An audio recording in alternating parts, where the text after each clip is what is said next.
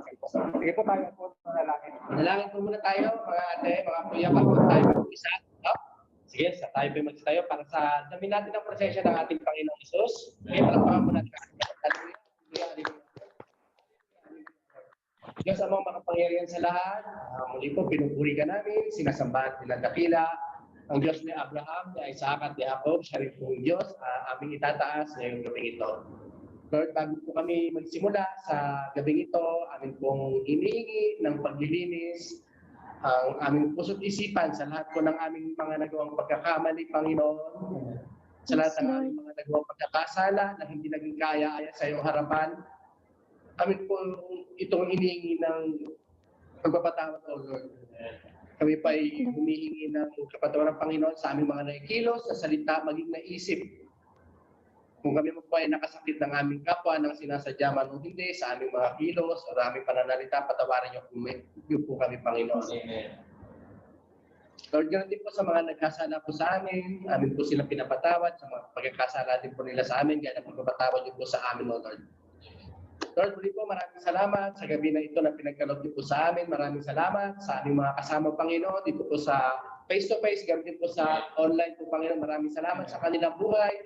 Maraming salamat sa kanilang oras para kanilang inalaan para mag-aral po ng iyong mga salita, Panginoon. Maraming salamat po, Panginoon, sa gamitin niyo po sa gabi ito na aming tagapagturo, si Kuya Dan, Panginoon. Maraming salamat po sa kanyang buhay. Ipahiram niyo po ang wisdom na kanyang kakailanganin upang maipahayag niya ng maayos ang iyong mga salita, ang mga dapat po naming marinig. Lord, hinihiling din po namin na buksan niyo po ang aming puso't isipan sa bawat ipasa po sa amin upang lahat ng aming marinig ngayong araw na ito, ngayong gabing ito, Panginoon, ay tumimo sa aming puso o magrema sa aming puso't isipan at magamit po namin ito bilang isang Kristiyano, Panginoon.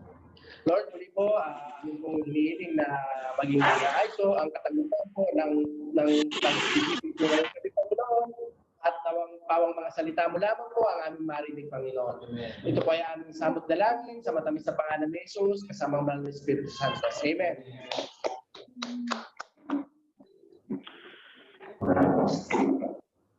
Ngayon po sa nung wala dito ng last week, si kay Ate Janessa, si Ate Daisy, si Ate Aprilyn, at saka si Ate Sally. Wala sila ng last week. So ang purpose po ng ating pag-aaral, yung ating Bible study, ay isa lang po yung purpose. Ang purpose ay para po mas makilala natin ang ating Panginoong Hesus upang po tayo ay magkaroon ng tamang relasyon sa Kanya. Yun na yung purpose natin. So, ang ating sa mga series ng ating pag-aaralan, tayo po ay mag-aaral lamang po tungkol sa Kanya. No? So, kung para po mas maganda ang ating pag-aaral, pag mayroong konting medyo kasi naka-online, kuminsan hindi tayo nagkakaintindihan, tapos na lang, open nyo lang yung mic nyo, tapos itanong. Kahit konting parang hindi naintindihan o kaya medyo na-miss kasi yung sa online kasi kung minsan nagkakaproblema yung ating internet. So whatever na yung katanungan, ayun, i-time out lang. Welcome pong lahat pagbukas ng mic. Sige po, mag-share ako ng screen.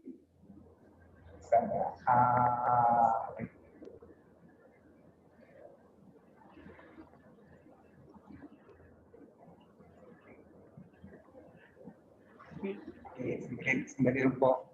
Makita yung ko yun.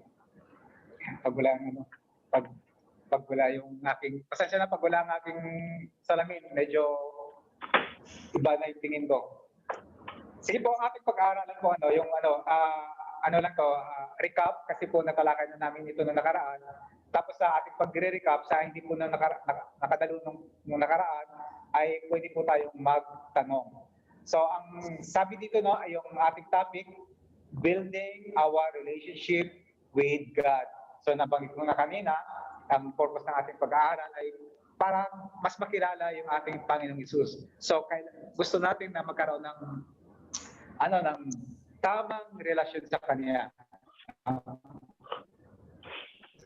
So may aim tayo, dapat yung aim natin, ma-attain natin ito ang aim natin. Tapos kung hindi natin individual, hindi natin maintindihan, hindi natin na-attain yung aim natin na ito, ay magtanong po tayo, doon po natin maintindihan para sayang naman po yung ating pag-aaral pag hindi po natin ma-attain yung aim natin. Yung unstable. Mag-off lang ako ng wifi kasi nagka-problema yung ano natin. So, ang aim natin dito, to teach the foundation on how a person can establish his true and biblical relationship with God. So, sige, Kuya Chris, pakibasa mo na yung intro para madaanan natin ng mabilis. Okay, ito po yung intro, no? It is very easy to confess that a person is a Christian, but not all who confess has established relationship with God. While it is true that God is gracious, loving, and merciful, correspondingly, God has also set certain requirements to man so that he can enter into God's grace and receive God's mercy and experience his love. By these simple requirements, any person can build up his relationship with God. God welcomes everyone whose intent is to seek God with all his heart. So, ayan. Sa ating intro, sabi dito, it is very to confess. No? Madali lang naman i-confess ng isang tao na siya po ay Kristiyano. Madali pong sabihin ng isang tao na siya po ay may relasyon sa ating Diyos. Pero ano ba yung sinasabi ng Bible, yung taong may tamang relasyon sa Diyos? Kasi po, ang relationship sa ating Diyos, sa ating Panginoong Hesus, ay mayroon siyang biblical basis. Hindi po siya base po sa ating experiences o base po sa ating nalalaman kung ano po yung pagtingin natin sa Diyos. Hindi po yon. Dapat nating balikan lagi kung ano po yung sinasabi ng salita ng Diyos, yung Bible. Kasi po yung kina-claim ng Kristiyano, yung Bible is the Word of God. So, sabi dito, no, totoo ng ating Diyos ay siya po ay gracious, siya po ay loving, siya po ay merciful. Pero po, kailangan po natin maintindihan na mayroon siyang requirements para po tayo ay magkaroon ng relasyon sa Kanya. Katulad po ng kung yung isang lalaki naliligaw sa isang babae, mayroong requirements di po ba yung isang babae o kaya yung isang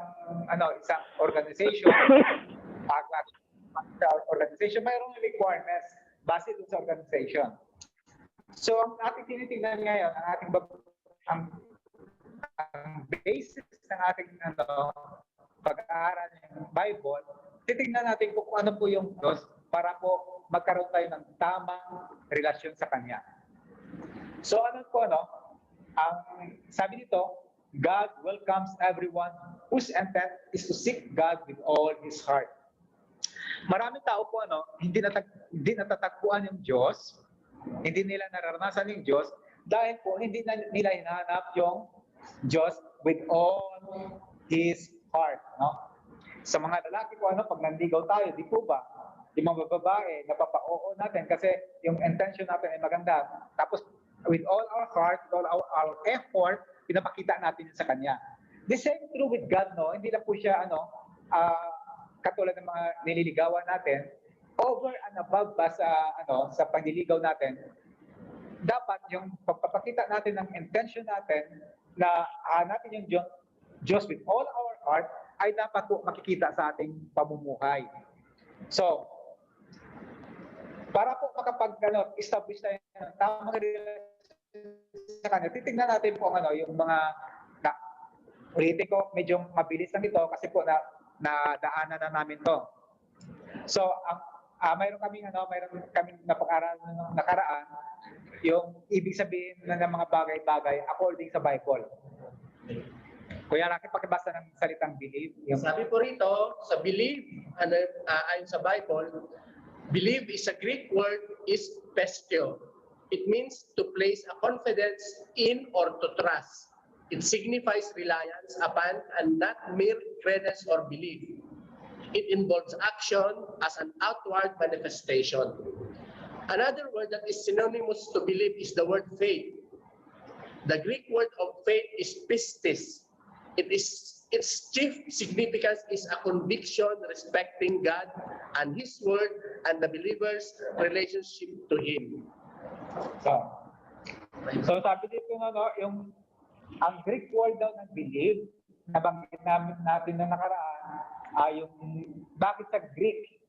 Kasi po yung New Testament ay sinulat siya po sa Greek, sa Grego na yung original na language ng kung saan sinulat po ang New Testament sa Greek. Kaya po, kinuha natin ang ibig sabihin ng believe sa Greek. Ibig sabihin, confidence or trust. Yan, confidence.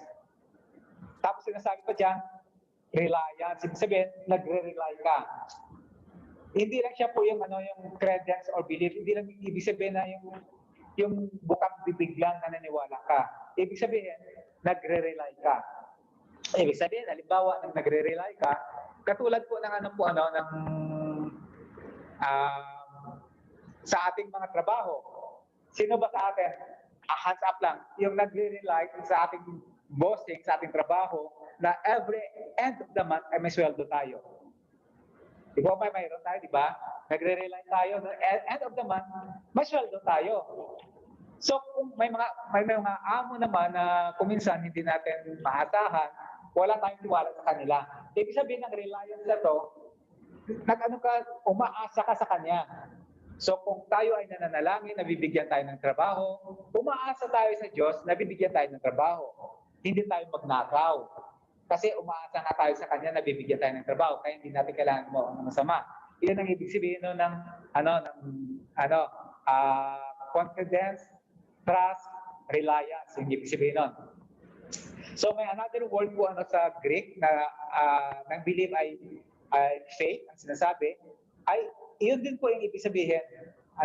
Pareho lang sila ng ibig sabihin. Pakibasa po, Kuya Jun, mayroon kang yung sa may Bible, Romans 10:17. 17. Romans 10:17. So then faith cometh by hearing, and hearing by the word of God. So, ang sabi doon, faith comes from hearing and hearing the word of God. Ibig sabihin, ang pananampalataya ay nanggagaling sa pakikinig ng salita ng Diyos. Katulad dito ng Bible study, ng pagkikinig ng mga sermon, pagkikinig ng mga sa radio station ng mga pag-aaral. Ang pananampalataya ay dumarating sa pakikinig ng salita ng Diyos. Tandaan natin yan, importante. Ang pananampalataya ay hindi dumarating sa gawa. Hindi siya dumarating sa mabubuting gawa. Kundi dumarating siya sa pakikinig ng salita ng Diyos. Ang tanong sa atin, kasi last time din natin kananong, bakit kaya ang pananampalataya ay dumarating sa pakikinig ng salita ng Diyos? Bakit kaya? Sinong nais mag-share? Kuya Rocky, bakit kaya yung ang faith ay dumarating sa pakikinig ng salita ng Diyos at hindi sa mga gawa?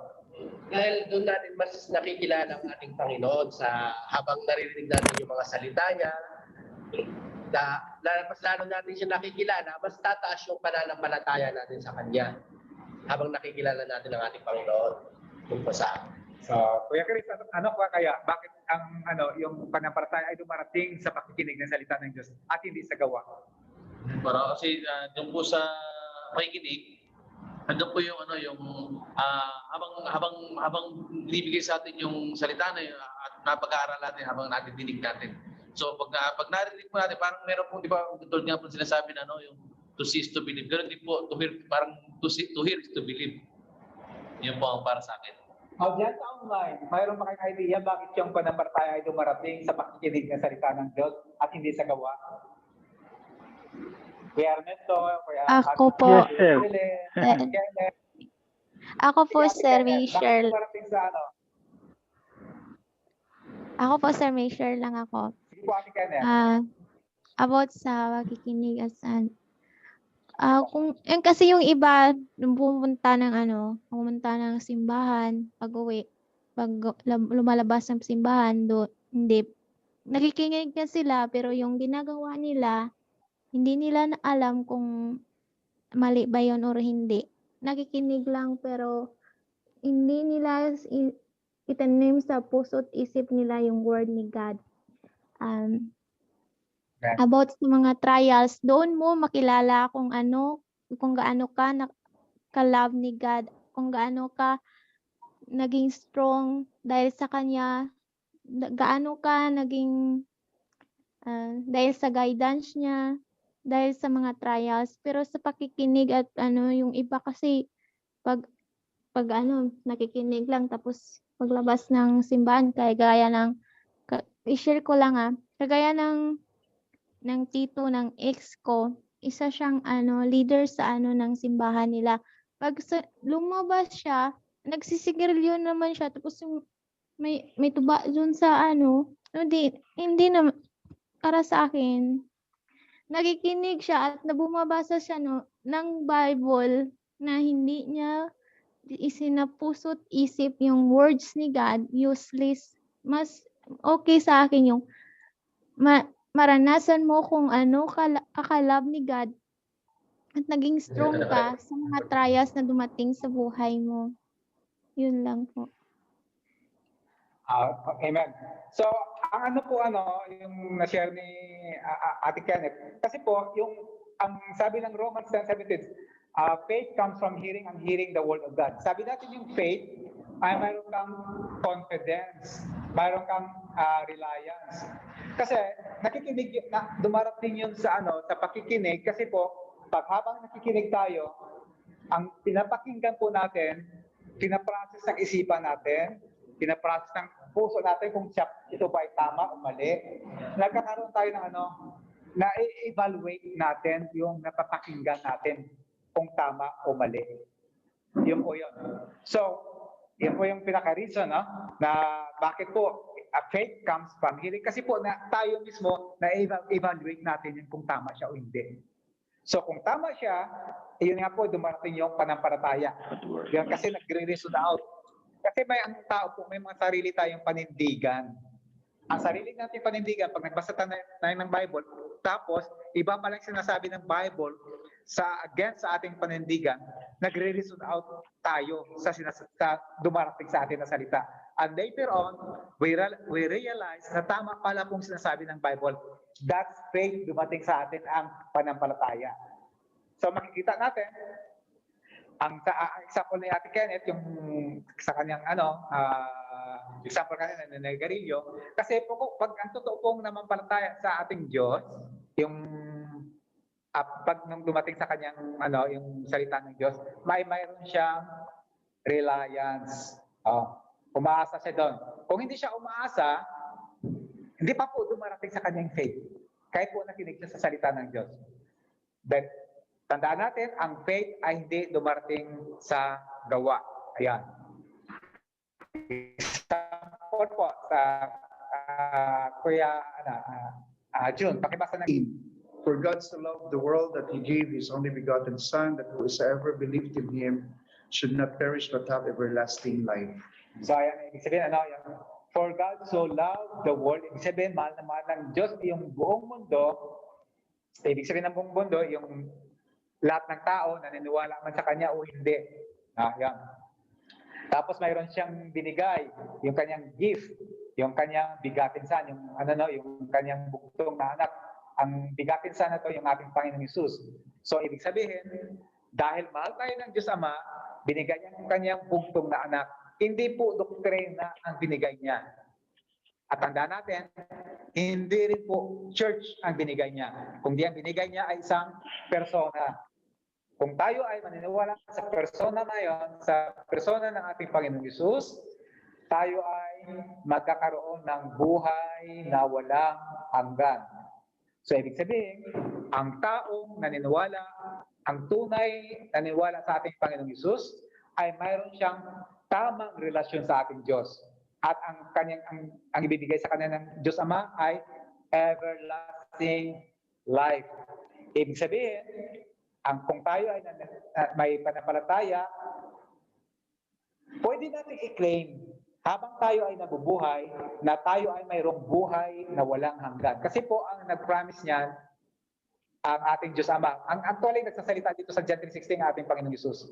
But ito yung po yung promise ng Diyos Ama sa atin. So Kuya Rocky, pakibasa. Pag may tanong po tayo, mag-unmute lang. So may tanong ba doon sa John 3:16? At saka sa Romans 10:17? Dito sa John 3:16 na lang kasi mayroon tayong reference. May tanong ba dito? Clear lang. Apo. Ano ako kasi, sumagi lang sa isip ko. Yung panahon ni Moses, panahon ng mga sa Old Testament, yung mga tao noon, mahirap ang maniwala sa salitang Diyos. Kahit na pinapadaan ng kina Moses, lahat ng kanyang kagustuhan, kung anong gusto niya mangyari sa mundo at sa mga tao, pero hindi pa rin naniniwala ang mga tao. So, nung dumating ang New Testament, doon naging flesh ang word. Para kasi nga sabi nga nila, mas naniniwala ang tao pag nakikita nila ang may bit-bit ng mensahe. At yun ang si Kristo. So naging naging tao, yung word. So yun naging, and the word became flesh sa katawan ni Jesus. Kailangan mga tao pa rin, hindi pa rin sila naniniwala kahit nandiyan na si Jesus. So naalala ko lang yung istorya sa akin ng isa kong faith counselor na isi-share ko lang din yung story about yung isang tao na nahulog. Nahulog siya sa bangin. Nung nahulog siya sa bangin, nakakapit pa rin siya nagkaroon siya ng pagkakataon na kumapit doon sa puno. So hindi siya nahulog totally doon sa ground. Nakakapit pa rin siya. Sabi niya, nasa bangin ako, Panginoon. Tulungan mo naman ako na hindi ako mahulog ng tuluyan at ikakamatay ko. Sabi ng Diyos sa kanya, bumitaw ka sa sanga ng puno na yan. Sabi niya, ayoko po, mamamatay po ako. Sabi, ako ang bahala sa iyo. Ako ang sasalo sa iyo. Ayoko po talaga, Diyos ko, kasi mahuhulog ako, mamamatay ako. Naniniwala ka ba sa akin? Sabi, opo, may paniniwala ka ba sa mga salita ko? Sabi, opo, bumitaw ka. Ayoko po talaga, kasi mamamatay talaga ako. Sabi niya, hindi siya bumitaw. Sabi niya, sa huling pagkakataon, bumitaw ka. Ayoko po talaga. Sa huling pagkakataon, tingnan mo kung ano ang nasa paanan mo. Nasa paanan niya, isang dangkal na lang pala, lupa lang. Sabi yung faith talaga. So yung faith niya, kahit na ano pang sabihin, kaya nga sabi, gift talaga ang faith. Kahit sabihin mo, kahit anong luhod mo sa Diyos, pero pag sasabihin niya sa'yo, tama yung sinabi niyo kanina, Kuya Dan, na yung hindi nakikita yung sinasabi natin na faith is not actually by just simply listening, but it's a gift. The words that is coming to you becomes faith because it's a gift. And only those gifted people can actually perceive kung tama yung salita na yun o hindi. At yung pagbabasa sa Bible, minsan nakikita natin na pag hindi siya naaayon sa gusto natin, ginagawa natin, nilalagyan natin ng ibang mensahe, meaning Yung naayon sa'yo. Amen. Amen. Sa mga nang-share ni Kuya June. So mayroon pang mag-share, mag-comment, magtanong. Libre po magtanong. At saka may may bonus magbibigay si Kuya.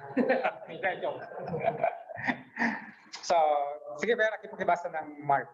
Sabi po rito sa Mark 16:16, mga kapatid, he that believe and is baptized shall be saved, but he that believe not shall be damned. Amen. So, ang naniwala sa ating Panginoong Hesus ay maliligtas. So, tingnan natin ang ligtas diyan ay save, past tense. Ibig sabihin, hindi po totoo yung sinasabi ng naririnig natin na hindi natin malalaman kung saan tayo pupunta. Sabi ng marami, malalaman lang natin kung saan tayo pupunta pag tayo ay patay na. Hindi po totoo yon. Ang Bible mismo nagsasabi, ang ating Panginoong Hesus mismo nagsasabi na kung tayo ay maniniwala tayo sa Kanya, ay ligtas tayo. Iyon po yung faith. Panghawakan natin na pag tayo ay naniwala sa Kanya, yung may totoong relasyon tayo sa Kanya, tayo ay sumusunod sa Kanya, katulad ng example ni Kuya John,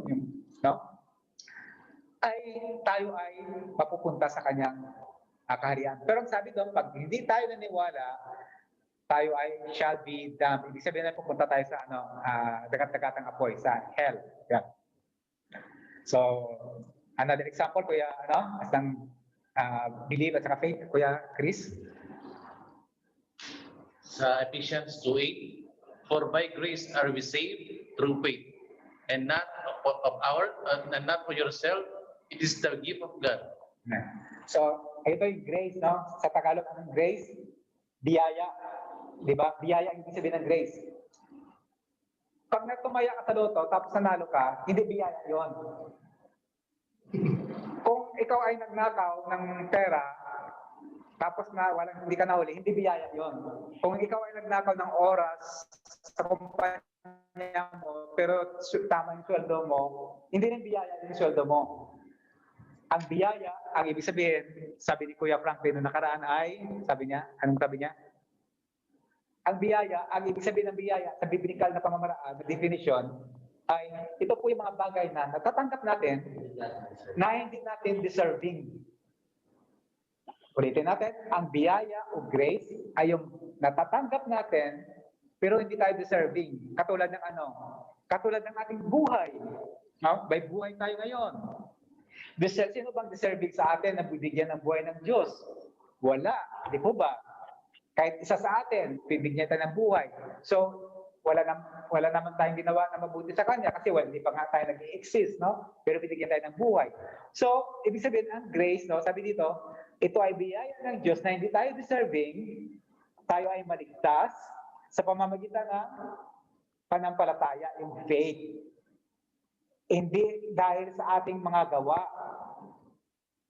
It is a gift of God. At sino yung gift na yon? Kanina, sabi natin dito, that He gave His only begotten Son. So, ang gift na yon ay ang ating Panginoong Hesus. So, ang ating mga mabubuting gawa ay hindi po yun, dahilan para mapunta tayo sa langit. Pupunta tayo sa langit dahil po sa ating panampalataya. Dahil po tayo ay naging mayroong relasyon sa ating Diyos, tayo ay naging maka-Diyos at gumagawa ng mabuti. Ang mga mabubuting gawa natin ay hindi dahilan para pumunta tayo sa langit. Ngunit ito po ay yung mga bunga ng relasyon sa Diyos. Maliwanag ba? Ang mga mabubuting gawa ay bunga ng pag mayroon tayong relasyon sa Diyos. Hindi po siyang dahilan para po tayo pupunta sa langit. So maliwanag yan. Sinasabi ng Ephesians 2:8, for by grace you have been saved through faith. Naligtas tayo. Ulitin natin. Past tense, yung saved. Naligtas ang lahat sa pamamagitan ng panampalataya, sa pamamagitan ng confidence natin sa ating Panginoon Hesus, sa pamamagitan ng reliance natin sa Kanyang mga salita. Not of ourselves, hindi dahil sa ating mga mabubuting gawa. It is a gift of God. Yan, gift siya ng Diyos. Yan. Mayroon bang nais i-share? Kuya Chris, Kuya Rocky, Kuya June? Ate Kenneth, may share? Kuya Ernesto ba? May tanong pa? May mga bago rin po sa baba. Si Ate Arlene, may tanong ba? Si Ate Sally, si Ate Daisy, si Ate Geraldine, si Ate Brenda, si Bro Ryan, RJ. RJ. Yan. May mga tanong ba? May share? May clarification? Yan.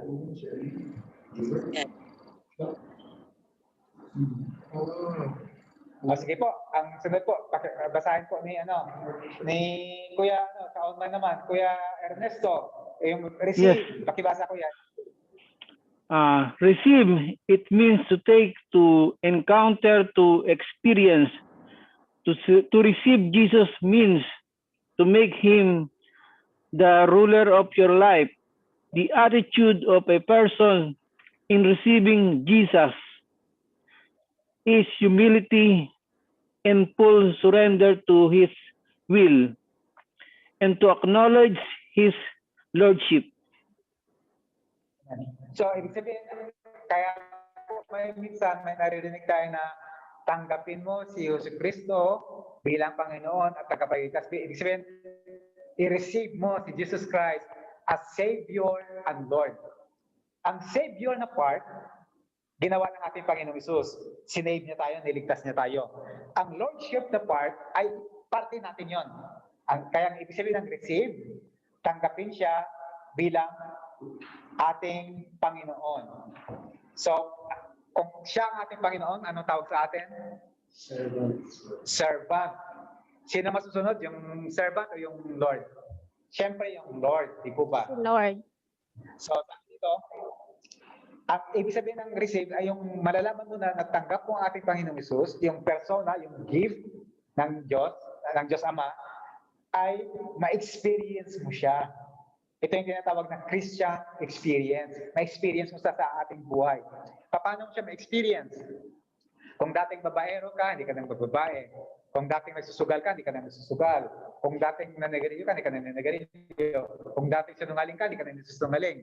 Nabawasan na. Kung dating dinadaya mo yung kumpanya, na katulad ng ginagawa ng maraming OFW, sorry. Hindi na tayo nagdadaya ng oras. Kahit po wala yung amo natin, hindi tayo nagdadaya ng oras. Pag tumatalikod yung ating madam, hindi natin sinusungitan, mag-make face or something. No? Tapos, nakikita ito ng mga maraming tao sa paligid natin. Nagbagong ating ugali. Oy, sister, bakit ganyan ang ugali mo? Parang hindi na ikaw si Ate Aprilyn. Hindi na ikaw yung Aprilyn na kilala ko. Parang mas improved na Aprilyn ka. Dati parang pension 3 ka lang ngayon, Core i7 sa computer. Yan. So parang gano'n siya. Ibig sabihin, nakikita sa atin ang wangis ng Diyos sa atin. Naging maka-Diyos tayo. No? Kung tayo ay Kristiyano, tapos pumunta tayo sa inuman, tapos pa rin tayo, ay ba? Itanong natin sa sarili natin kung Kristiyano ba tayo talaga. Di ba? Dapat kung punta tayo sa inuman, halimbawa, sampo ng tuwa, napunta ka sa my birthday, may inuman. Pagdating mo doon, may nakikita sila sa iyo na iba, sabang sila ay umiinom. Anong nangyari po sa ating kaibigan na to? Mayroong nakakaiba sa kanya. Yon, ganon. Pag walang nakakaiba sa inyo, parang inain pa rin kayo, tanongin yung sarili nyo. No? Baka talagang sinasabi nyo lang Kristiyano kayo, pero hindi talaga. Parang baka sinasabi nyo lang na Lord is Jesus, pero totoo nyo, ang Lord talaga, yung tanduay. Di ba? O kaya yung Jin, yan talaga yung Lord. So, tingnan natin, no? So, ang sabi dito, example natin, Kuya, si Ate Kenneth, pakibasa Ate Kenneth, ito, yung John 1:12. Ate Kenneth? Yan, nagbukas na siya. Ayan, bukas na. Pakibasa ito. Wala. Sino bang available? Si Ate Daisy, nakabukas yung Pakibasa nga ito, Ate Daisy, yung John 1:12, ito. Ano ba? Kaya bang Sino gusto magbasa po? Okay, ikaw kaya lang, pakibasa na lang. Sabi po rito sa John 1:12, nagbukas po si Ate Aprilyn yata. Ate Aprilyn, pakibasa. Ito. Ano po, John 1:12? Ito. Ate Daisy yan. Si Ate Daisy, sige Ate Daisy. Ito John 1:12. But as many as receive him, to them give he power to become the sons of God, even to them that believe on his name. Amen. Sige, thank you po, Ate. So sabi diyan, yung as many receive, kung sino po ang tumanggap sa ating Panginoong Hesus, yung tinanggap siya as Lord, binigyan sila ng kapangyarihan na magiging anak ng Diyos sa pamamagitan po ng pangalan ng ating Panginoong Hesus. So ibig sabihin, lahat ng tao po ay hindi po anak ng Diyos. Ang anak ng Diyos po ay, sino po sila? Sila po yung tumanggap, ginawang Lord, si Jesus, sa ating Panginoong Hesus. Sila po yung naging anak ng Diyos. Binigyan sila ng kapangyarihan maging anak ng Diyos. So, titingnan natin ang Lord po natin ay hindi po tayo makapapasok doon sa kanyang kaharian kung hindi natin Lord ang ating Panginoong Hesus. Siya po yung ating passport sa langit. Siya po yung ating yung entry. Siya po yung door natin. Kaya sabi ng may mga verses tayo na naririnig, I am the door, sabi ng ating Panginoong Hesus. So sa verse na to, muli, makikita natin na hindi mo kailangan mamatay para malaman mo kung saan ka pupunta. Dito sa verse na to, sinasabi dito, kanina believe, ngayon receive naman. Kung sino po tumanggap, kanina kung sino po naman manampalataya at tumanggap sa ating Panginoong Hesus ay binigyan ng kapangyarihan na maging anak ng Diyos. So pwede mong i-claim yan ang sinasabi ng ating Panginoong Hesus. Siya po ang nagsasalita dyan. Yan.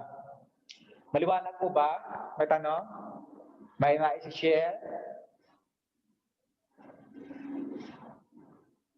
So, another example natin. Ako po may Sige po. sir. Atin yan, sige po. I declare Ephesians 3:20 over my life, God will do exceeding abundantly above all things that I ask or think, because I honor Him. His blessing will chase me down and overtake me. I will be in the right place and the right time. People will go out their way to go. Hey, go to me. I am surrounded by God's favor. Kaya natin na Thank you lumayo po. sa pamilya natin. So, lahat ng pangarap natin o anumang darating dito sa Saudi. So, I surrender my God favor. This is a OFW verse. Ephesians 3:20. Tapos yung sa receive dyan, First John 3:22. We receive from Him wherever we ask, because we obey Him and command and do what pleases Him. Yan lang po, sir. Amen po. Ang sinasabi ni ate po example kanina yung receive din sa isang verse na nabanggit. So Kuya Chris, pakibasa yung Revelation 3:22. Revelations 3:20. 3:20, sorry. Behold, I stand at the door and knock. If any man hear my voice and open the door, I will come into him and will sup with him, and he with me. So, ang sinasabi ng Revelation, at muli ang nagsasalita dyan, ang ating Panginoon Jesus, sabi niya, at tumatayo siya sa ating, sa ating puso, sa ating door ng ating puso, siya po ay kumakatok. Sabi niya, if any man hears my voice, kung tayo papasukin natin ang ating Panginoon Jesus, siya po ay kasama nating kumain. Yan. Ibig sabihin, magsasalo-salo tayo. Mayroon tayong fellowship sa Kanya. Ibig sabihin nun. Sa ating pag-aaral, malalaman natin kung anong ibig sabihin ng fellowship. Sige po, sa Kuya Rocky, Kuya June, pakibasa. Isa. Para tayo. First Thessalonians 2:13. For this cause also thank we God without ceasing, because when you receive the word of God, which heard of us, you received it not as the word of man, but as it is in truth, the word of God, which effectually worketh also in you that believe. So makikita natin ang example ng receive dito, receive the word, like the word of truth. Ang receive dito, ang kasi yung ating pagtanggap natin sa ating Panginoong Hesus as Lord, bilang hari, ay sinimuni mo siya sa yung ating Panginoong Hesus sa Word of God. Pag nakita natin yung Word of God, siya po yung ating Panginoong Hesus. Yung capital W, ito po yan, capital W. Pag nakita niyo yung Word, tinutukoy dyan ang ating Panginoong Hesus. Kaya po, pag tinanggap natin yung Word of God, ibig sabihin, tinanggap natin ang ating Panginoong Hesus. So, another example of receive. Marami pa pong verses na nagsasabi kung paano ang tungkol sa receive. Pero yan po na, mayroon tayong apat na ano, 1, 2, 3, tatlo, sorry. Tatlong examples. So mayroon pa dong katanungan sa salitang receive. Ang ibig sabihin ng receive, para shortcutin natin, tanggapin si Jesus, ang ating Panginoon Jesus, as Lord. No, siya po yung hari, tayo po yung kanyang servants. Yun ang ibig sabihin nun. At malalaman natin yun na natanggap natin siya as Lord kung na-encounter natin, nagkakaroon tayo ng Christian experience, change of life, ibig sabihin. So may tanong bago tayo magpatuloy? Sige, Kuya Randy, pakibasa. Okay, diretso po tayo dito po sa 1.3, repent. Ito na po tayo sa repent. Greek word is metanoia, where meta means after, implying a change. Noia is to perceive the mind, the set of moral reflection. Literally, it means to perceive afterwards. It signifies to change one's mind or purpose involving a change for the better. It begins not from the outside, but from inside. It starts from our mind. So, magtatanong ako. Sa Tagalog po, ano pong repent? Kuya Ernesto, ano sa Tagalog ang repent sa'yo? Anong ibig sabihin nun? Sa Tagalog? Pagsisisi. Pagsisisi, sabi ni Ate Brenda. Tama.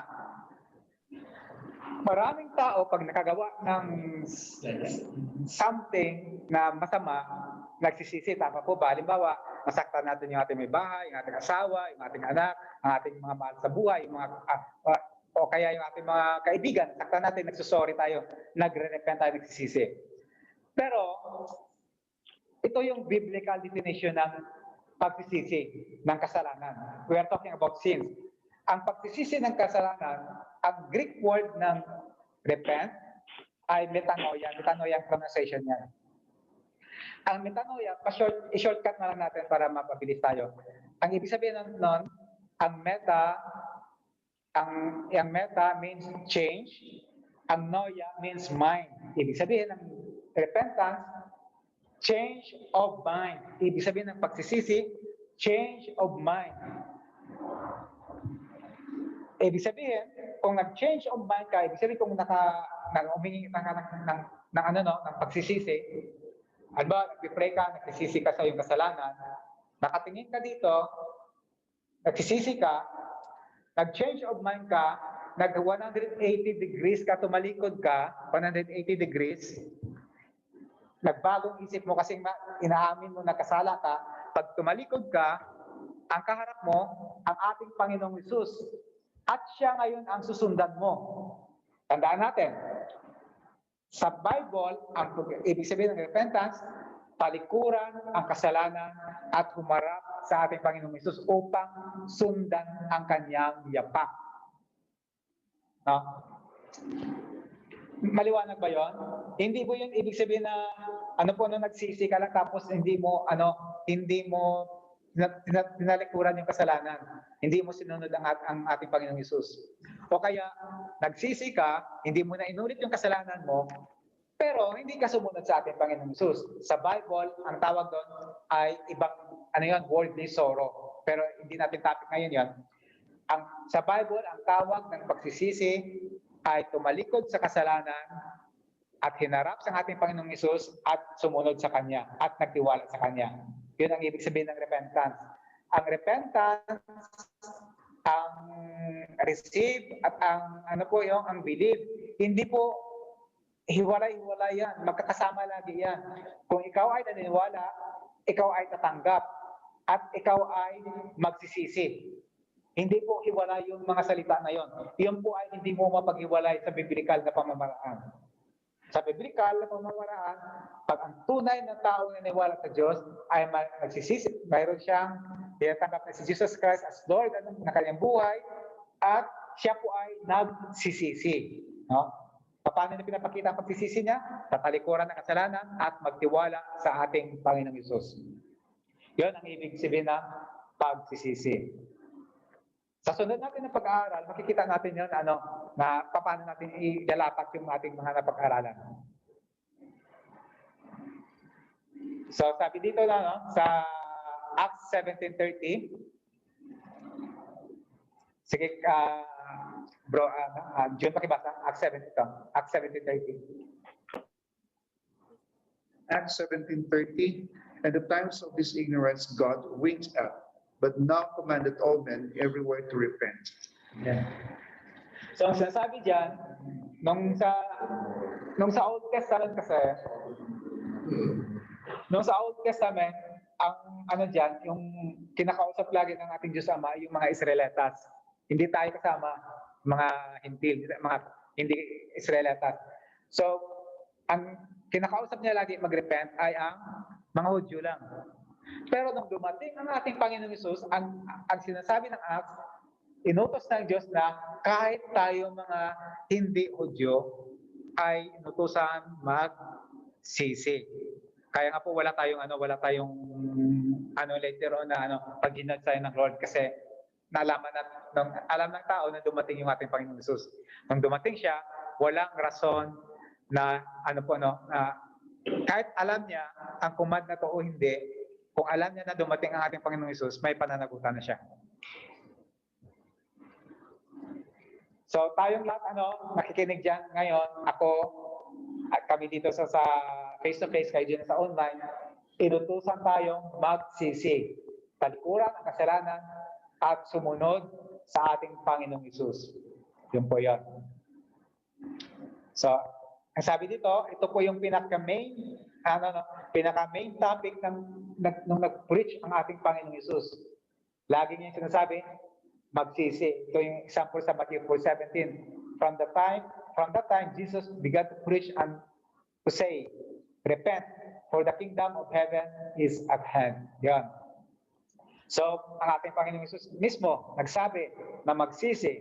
Kaya nga po, kung tayo ay naniwala sa Kanya na siya ay ating tagapagligtas, siya ay ating Lord, tayo po ay dapat ang susunod na mangyari po sa atin ay magsisi. Yan. May tanong ba muna? May na-share, Kuya Chris, Kuya Rocky, Kuya Jume, meron kayo i-share? May tanong? Iabot sa yung sa Sodom and Gomorrah, na kung saan yung mga tao ay, mga Jews at saka ang yung sinabihan sila na susunugin yung Sodom and Gomorrah at ang kanila lang ililigtas ay yung mga righteous people na 10. At sinabihan sila na kapag umalis na ay huwag lumingon. Yung naalala pala yung sinabi niya na kailangan 180 degrees, so ka nang lumingon, huwag mo nang balik ang kasalanan na asawa. Otherwise,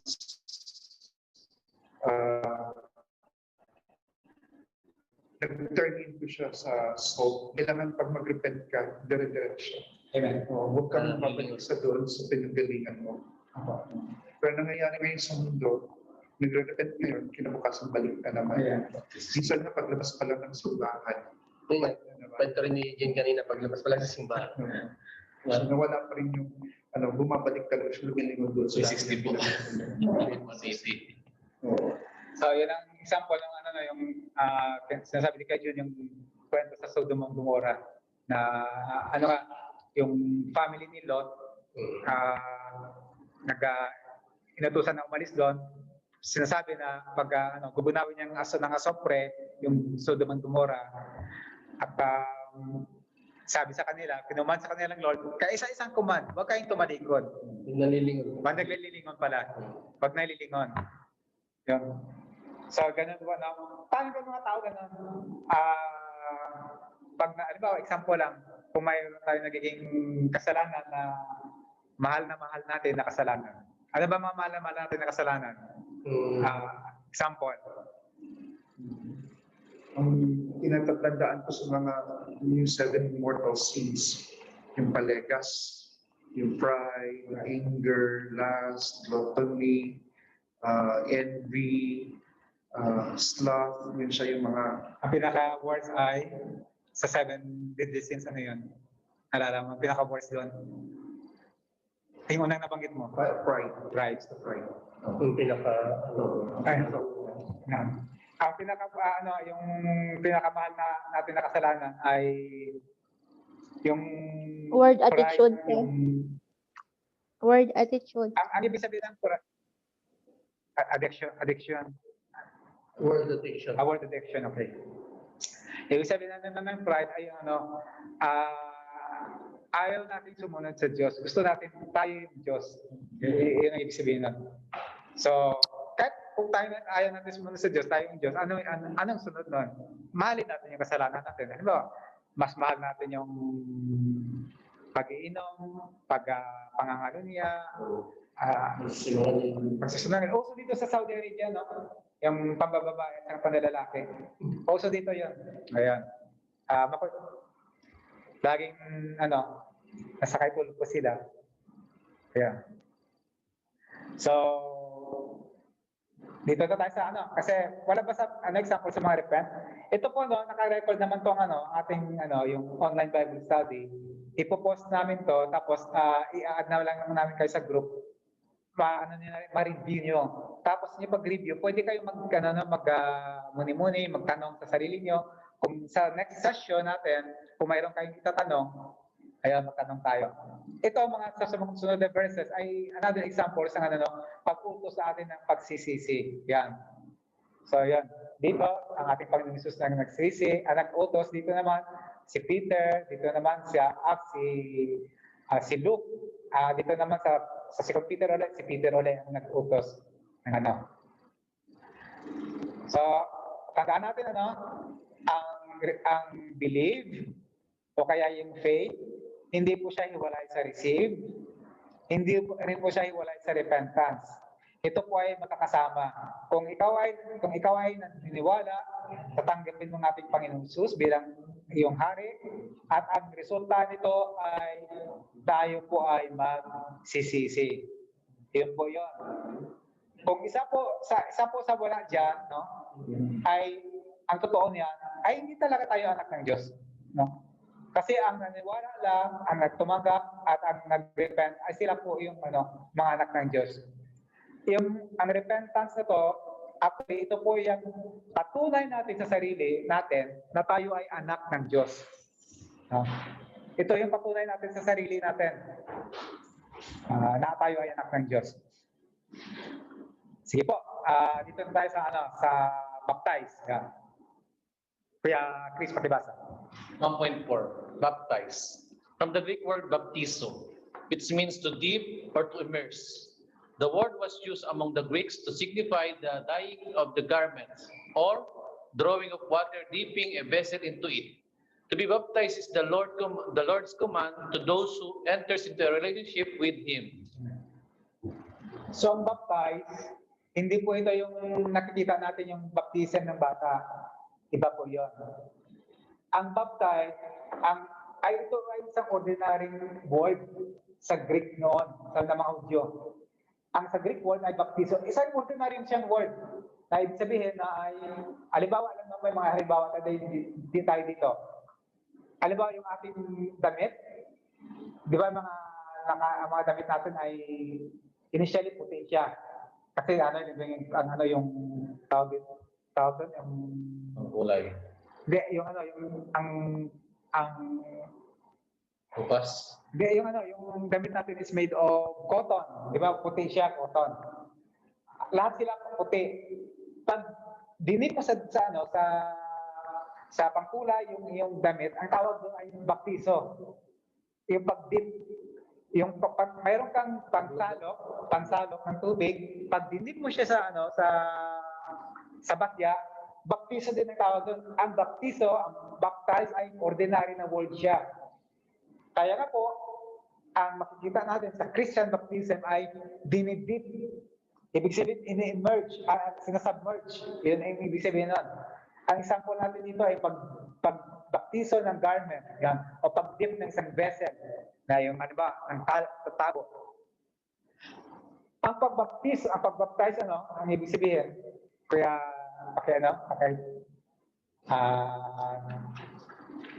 Sorry, bago tayo magpunta sa verse natin. Ang pagbaptize, ibig sabihin nito ay ay ikaw ay pag nagpabaptize ka, di ba, ang tao ay nakatayo siya ng ganyan. Ang pagbaptize, ibig sabihin nun, di ba, ilulubog siya, tapos iaahon siya uli. Ganun, di ba? Ang ibig sabihin nun, ang taong nakatayo, pag binaptize siya, ibig sabihin, nilubog siya sa tubig, ibig sabihin, nagpahugas siya. Ito po ay hindi literal na nagpapahugas, kundi symbolic. Nagsisimbolo ng pagpapahugas ng kanyang kasalanan sa ating Panginoong Hesus. Pagpapahugas niya at pag-ahon niya, siya ay isang malinis na tao. Malinis na siya ng ibig sabihin ang pagbaptize, ginagawa ito in public para po ipakita sa mga taong nakapaligid na ikaw ay nakiisa kay Kristo. Lahat po ng Christian baptism, kahit po nung sa panahon ni John the Baptist ay in public. Bakit in public? Kasi po, ito po ang ibig sabihin, pinapakita mo sa taong nakapaligid sa iyo na ikaw ay kaisa ni Kristo. Sige po, si Ate April, pakibasa po ng Ate April, sa Mark 16:16. Mark 16:16. He that believe and is baptized shall be saved, but he that believe that shall be damned. Yan, nabasa na natin ko kanina. Ang naniniwala daw sa ating Panginoong Hesus ay maligtas. Paano siya maligtas? Pinapakita niya na siya po ay kaisa ni Kristo. Kung hindi mo po pinapakita na ikaw ay kaisa ni Kristo, maaari pong hindi ka po talaga naniniwala kay Kristo. Halimbawa, pag sinabi ko sa aking ating may bahay ay siya po ay mahal ko. Tapos, hindi ko siya pinapakita sa aking mga kaibigan, hindi ko siya pinakilala sa ating mga kaibigan, doon na siya sa bahay. Maaaring po, kung nasasabi kong mahal ko ng ating may bahay, maaaring hindi totoo yun kasi hindi ko po siya pinapakita, kami po ay kaisa ko siya po ay asawa ko. O, ang totoong naniniwala sa ating Panginoong Hesus, at isa po sa mga resulta nun, hindi po yung hindi yung dahilan, sa mga resulta nun ay makiisa siya kay Kristo sa pamamagitan po ng pag-baptize sa kanya sa tubig. Ang itatanong natin, bakit po, ako magtatanong, sasagutin niyo ako, bakit po sa Kristyanismo ay hindi po binabaptize yung baby? Hindi po ba? Magtatanong ko, bakit may baby hindi binabaptize? Bakit? Kasi wala pa siyang wala pang kaalaman sa kung ano makamundong kasalanan. Wala pa siyang kasalanan. Ang mga tatay, ano pa? Mag-share ako ng Bible verse. Kasi wala tayo, So, mag-share ito. Hindi niya po alam yung tama at mali. Share para nag-recall parents. Bakit po ang baby ay hindi siya nababaptize? Sabi na yung medyo dahil po ang baby po ay wala pa siyang kasalanan. Sabi po natin Kenneth. Sabi po natin Kenneth, di ba po niya alam yung tama at mali?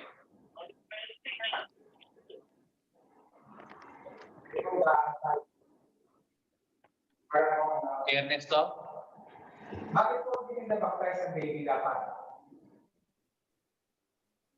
Yes, sir. Yes, sir.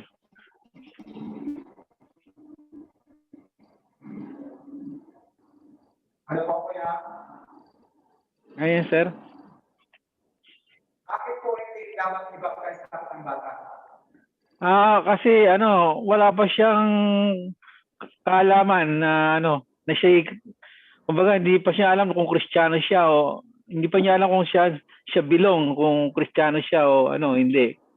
Hindi niya alam yung yung ano niya, pagkakristyano niya, yung sarili niya. Wala pa siyang alam doon. Kaya yung pagpapakita na ikaw ay kristyano kaya ka mababaptismuhan.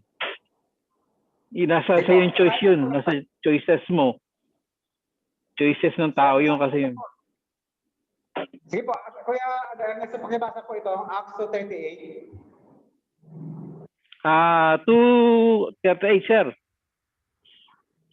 And Peter said to them, repent and be baptized, every one of you, in the name of Jesus Christ, for the forgiveness of your sins, and you will receive the gift of the Holy Spirit.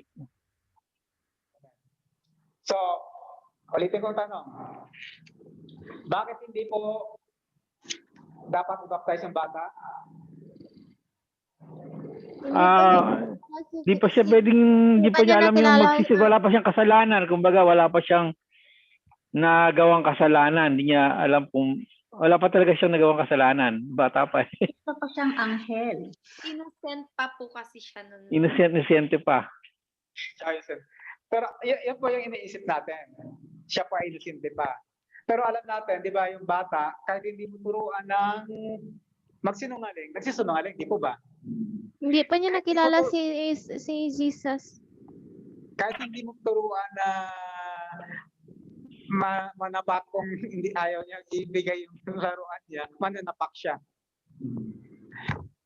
Ang ano po, no, ang inuutusan na magpabaptize ay yung mayroong kamalayan na magsisi. Mayroong kamalayan na magsisi. Ang bata ay wala siyang kamalayan sa kasalanan.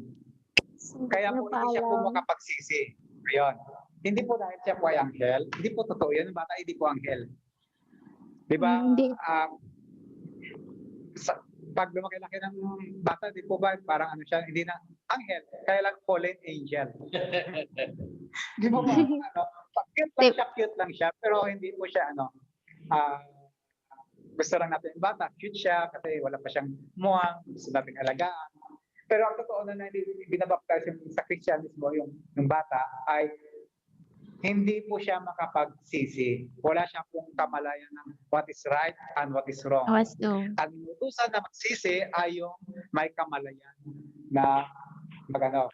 Yun ang ibig sabihin nun. So balik tayo sa ano natin sharing. 7 years old, marunong na marunong na. Yeah. So, yan po yun, ano?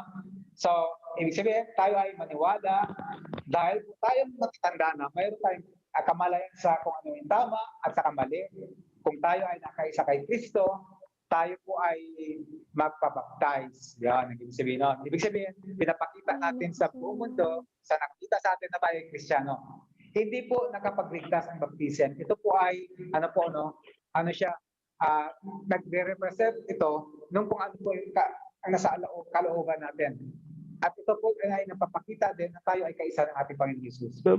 Yun po. So, may ano ba? May share pa? So, dito, ito sa Matthew 28:19, pakibasa ko yung Chris. Go, Matthew 28:19. Go ye therefore and teach all nations, baptizing them in the name of the Father and the Son and of the Holy Ghost or Holy Spirit. Amen. So, sabi dito, no? Sabi doon ng ating Panginoon Jesus sa kanyang mga apostoles at sa mga atin din ngayon. Tandaan natin, itong command na to ay para sa atin to. Para to kay Kuya Dan, para kay Kuya Chris, Kuya Joe, Kuya Rafi, kay Kati Preden, sa inyo lahat yan, para sa atin to na yung command na to. Mag-go, therefore, and teach all nations. Katulad dito ginagawa natin, nagtuturo tayo kung tungkol po sa ating Panginoon Jesus. Baptizing them, nakilala nila ang ating Panginoon Jesus, tinanggap nila Panginoon nakapagligtas, ibabaptize sila para po makita ng mga taong nakapaligid sa kanila na sila po ay nakiisa kay Kristo. Baptizing them in the Father, the Son, of the Holy Spirit, or the Holy Ghost. Yan. So, ang water baptism, sabi nito, is a way of a person to express and identify himself or herself with Christ. Sabi natin, ang pagkamatay ng ating Panginoong Hesus. Kasi ganito, ang nabanggit natin kanina, ang representation pag ng tao, ang death kasi yung pag-emerge ng nalinis ang ating kasalanan, ito po ay nag-represent ang death, kanyang burial. Ang pag-ahon, ito po ay nag-represent ang kanyang resurrection ng ating Panginoong Hesus. Ibig sabihin, kung tayo ay nagpabaptize, tayo po ay naniwala doon sa kanyang pagkamatay. Sa kanyang pagkamatay, tayo ay kasama niyang namatay. At sa kanyang pagkabuhay, ay kasama niya tayong mabubuhay. Yun ang ibig sabihin nun.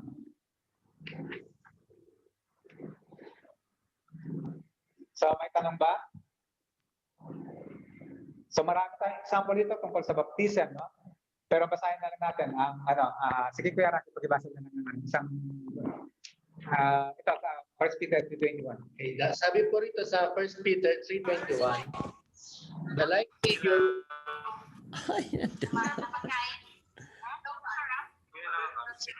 sabi po rito, the like figure whereunto even baptism does also now save us, not the putting away of the filth of the flesh, but the answer of a good conscience toward God by the resurrection of Jesus Christ. So, sabi dito, tagalogin natin, ang baptism ay hindi po siya nakapagliligtas. No? Hindi siya po nagiging pupunta sa langit ka para mag-baptize ka. Kung di, dahil sa good conscience, ibig sabihin, ang good conscience ibig sabihin, kung ikaw ay tiniwala sa ating Panginoong Hesus, dapat kang magpabaptize. It's an answer to sa ginawa ng ating Panginoong Hesus. Yun po yung baptism, yung nakiisa ka sa Kanya. Buitin natin, ang baptism ay, ay hindi po siya nagliligtas. Ito po ay isang expression natin upang ma-identify natin yung sarili natin sa ating Panginoong Hesus. Nakiisa tayo sa Kanya, yung ginawa sa Cross ng Kalbaryo. Yun po yun. Bilang patotoo natin yung sa mga taong nakapaligid sa atin. Ayun. So hindi na natin ito, italakay yung mga verses na yan. Ito din pala yung binasa natin kanina, Acts 2:38. So ang water baptism is conducted by the disciples of the Lord Jesus Christ as this was commanded to them in Matthew 28:19. Ito yung binasa kanina natin, yung go therefore and make disciples. Ito yan. So dito, sa conclusion natin, magbabasahin natin yung conclusion, pero dapat may Q&A tayo, titingnan natin kung na-absorb ba natin yung katuruan sa gabing ito. At kung hindi natin ma-absorb, ay magtanong tayo. At may pagkakataon naman tayo na titingnan natin ito sa online. Muli. Sige, Kuya, sa conclusion, Kuya Jun, ibasa Kuya Jun. These four important elements are requirements by God on man's part and are set forth to establish a spiritual relationship with God. Amen. So, ayan na. So, ang importante ito, ang first three, yung ang una din, yung believe, receive, repent, and then baptize. Ang believe at saka receive, at saka repent, sinasabi natin, hindi magkakaiwala ito. Ito po yung sa natin yung kaligtasan, yung baptism, ito po yung pinapakita natin sa tao, tayo ay nakiisa sa ating Panginoong Hesus. Yan. Sige po. May tanong ba? Mag-stop share ako. Sige po, magtanong po tayo. Si Ate April, nakabukas yung mic. Nakabukas ba? Sige po, magtanong po tayo. Clarification.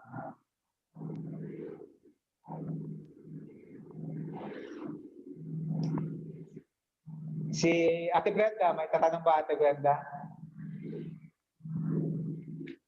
Clarification. Si Ate Daisy. Si Ate Kenneth, may Ate Kenneth, may share ka, may tanong ka? The second page po yata po yan. Walang ano. Anong lang.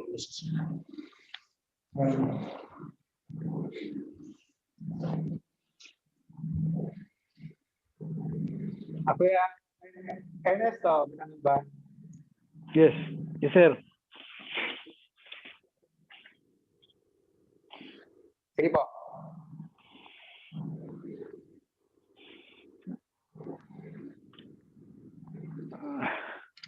Ano ba yung tatanong? Kasi, hagdan ka namin. Formulate pa lang yung tanong. Sige, sige po.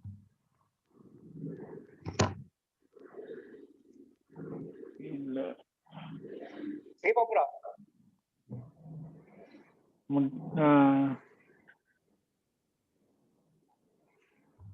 Bakit ano yung ano ba yun? bakit tayo ano kailangan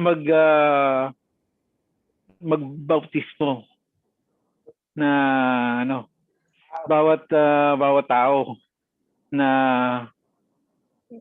halimbawa sa isang Kristiyano ka na tapos ayun para maging ano kung hindi ka magbabautismo anong okay lang ba yun? Di okay rin di ba? Or tapos o magpabautismo ka yun wala naman ano ba epekto kung hindi ka magbabautismo ang isang tao sa Kristiyano? Yun po, no? Share lang din po, no? Kuya Ernesto, no? Para po sa katanungan niyo po, no? Kasi po, sa napag-aralan nga po natin, ang baptiso, ang pagbabaptize po ay pagtanggap at pagpublikong pagkilala na pinapahayag natin at natanggap natin at kinikilala natin na ang ating Panginoon Jesucristo ang ating Diyos. Yun po. Kaya nararapat po tayo na mag-baptize dahil yung po sabi nga po, no, para tayo maging anak ng Diyos, para mabigay sa atin yung kapangyarihan na maging anak ng Diyos. Sabi po, tayo po ay maniwala, tayo po ay tumanggap, tayo po ay manampalataya, at tayo po ay magsisi, at yun nga po ay magpabaptismo para po tayo ay maging anak ng Diyos. Si Ate Evelyn, sige po. Pwede ba sabi po nga natin yung baptize is para po yun sa pag-an natin, parang panibagong tayo ulit, di ba? Pero bakit po, ilang beses po tayo kailangan mag-baptize? Kasi marami po yung iba is nag-baptize na. Like me po, example ko na lang yung sarili ko. Nung high school ako, nag-baptize na po ako. And hindi ko pa rin po masasabi na ganun na ako kabait or kalinis na tao. Kailangan ko po ba ulit mag-baptize? To be clear po ako ulit, ganun. Pero buo naman po sa puso. Pero siyempre po, minsan nagkakamali tayo, di ba? Sige pa, sagutin natin kay Kuya Ernesto tapos yung sa inyo. Yung Kuya Ernesto, yung kasi, yung unang-unang gagawin ng isang Kristiyano na para po ipakilala niya sa nakapaligid sa kanya na siya po ay Kristiyano ay yung pabaptize. Kasi po, pag ikaw ay, halimbawa, yun po yung isa sa pinakamadaling gagawin. Ipabaptize ka kasi wala kang gagawin doon. I-confess mo na siya na Diyos mo siya, i-forsake mo ang gawa ni Satanas, at i-merge ka sa ano. Wala kang gagawin doon. Kasi ang tanong kasi doon, may utos pa tayo, na tayo ay nakisa kay Kristo, yung patunay natin, yung command kanina na go, sa Matthew 28:19, go, therefore, and make disciples of all nations, baptizing them in the name of the Father, and of the Son, and of the Holy Spirit. Sabi doon una, go. Ibig sabihin, hindi tayo mananatili sa kwarto natin. Hindi tayo mananatili sa comfort zone natin. Katulad, sample lang, si Kuya Rocky nag-go dito ngayon. Hindi siya, pwede naman siya matulog lang ngayon, pwede lang tayo matulog ngayon. Nag-go kami. Sabi yun, go, therefore, and make disciples. Paano ka gumagawa ng disciples? Nagtuturo ka. Kung hindi mo magawa yung maliit na bagay na yon, yung baptism, na wala ka namang magpapalubog ka lang sa tubig, hindi mo magagawa yung malalaking bagay. Ang ating Christian growth ay from inner going out. Ang baptism ay parang na-identify mo lang isa, parang ano lang siya, parang pumasok ka dito sa UDSI, parang ID mo lang siya, pasok ko, ayan, taga UDSI ako, gano'n. Parang gano'n na siya. Pero hindi yun, wala yun, pag nabaptize ka, hindi ibig sabihin nagbago ka ng religion. Hindi ibig sabihin. Ang ibig sabihin, nakikisa ka lang sa ginawa ng Jesus Christ. Pinapakita mo rin sa tao, naniniwala ka doon sa ginawa ng Jesus Christ. Yun po yung isa sa pinakamaliit na gawain ng sa Kristiyano. Hindi, yung umpisa, sorry na napalit, isa po yung umpisa. Yung i-identify natin yung sarili natin na tayo ay Kristiyano. Kasi kung natin ma-identify yung ang ating sarili na Kristiyano, mahirap paniwalaan na magawa mo yung ibang bagay na mas malaki pa doon sa baptism. Go, therefore, and make disciples of all nations, baptizing them in the Father, the Son, the Holy Spirit. Kaya ate, ang pag napabaptize ka, kahit po ilang beses, ang tawag naman lang naman doon, nagre-recommit ka lang. Nire-recommit mo lang yung sarili mo sa ating Panginoon Hesus. Iyon lang siya po siya. Of course, naman na tayong Kristiyano, nakakasala nakakasala tayo. So, i-recommit lang natin yung sarili natin. Kita natin sa mga taong nakapaligid sa atin. Ako po ay nakiisa po sa ginawa ng aking Panginoong Hesus. Pwede naman na po yun, i-recommit natin ang sarili natin. Pwede rin hindi, kung nabaptize ka na. Sige po. Sir, good evening, sir. Sige po, Ate Daisy. Sige po. May tanong lang po ako, sir, about sa tatlong persona po, sir ba? God the Father, the Son, and the Holy Spirit. Can you prove me in which chapter and verse yung Ama, Anak, at Espiritu po? Hindi ibig sabihin na nag-convert po ako para maliwanagan din po yung sarili ko po. Ate, nag-convert ka sa Islam? Yes po, 5 years na. Bago po yung Islam, ano po yung sa kato na kabilang? Ha? Bago po kung naging Islam ka, ano mo? Ikaw po ay Katoliko ka po ba? Nung malit pa ako, Roman Catholic yung nakalagay sa birth certificate ko po. Sayang. At medyo lang, mali tayo ng konti sa ating pag-aaral. I-address ko lang si Ate Daisy. Ate Daisy, nung ikaw ay Roman Catholic, ikaw po ba ay nagbabasa din ng naniniwala ka rin sa mga doktrina ng Katoliko? Nagbabasa ka rin ba? Actually, sir, po ako ng St. Francis of Assisi. Katoliko po ako nag-aaral ng... Ang tatanong po, Ate Daisy, alam mo ba yung doktrina ng Katoliko about Trinity? Bago ka convert? Mahaba man ang history niyan, sir, kung atong kaykayin. Pero nag-aaral ka na about Trinity. Alam mo ba yung doktrina ng Katoliko na pinanindigan mo noon? O hindi? Wala man ko nag-focus about sa sir. Ang gusto ko lang malaman, sir, what is the point? God the Father, the Son, and the Holy Spirit. Saan makikita sa chapter and verse, sir? The Father. Sa binasa natin kanina, sa Matthew 28:19-20, go therefore and make disciples of all nations, baptizing them in the name of the Father and of the Son and of the Holy Wait, Spirit. sir, akong sir, isulat yung answer mo, dagiga. Natin, sa Matthew 28:19, isa po sa mga maraming examples yan. Napakarami po examples kahit sa Old Testament. I-upload naman namin ito. Kasi surat ko lang, Matthew 28:19-20. Sisend ko rin po sa kanya. Kay Ate Daisy, sisend ko po sa inyo kung saan lahat po yung verses na makikita po yung tatlong persona. Madalas po sila magkakasama po lagi. Sisend ko po sa inyo lagi. Hindi po sila nagkakahiwalay po. ano natin. Sige po, Kasi sir. actually meron tayong separate na pag-aaral tungkol sa Trinity. Kasi nakasirit tayo. Actually, isa po sa mga mga tanong po ng mga may mga kaibigan din ako sa na mga Islam, na close ko rin. Open naman sila sa discussion. Ang kasi yung ang interpretation ng nila ng Bible, tayo ay Pilipino, di po ba? Tayo, pag ilalapat natin ang ating kultura sa pag-interpret sa Bible as Pilipino, mami-misinterpret natin yung Bible. Kasi po, hindi po para sa Pilipino isinulat yung Bible.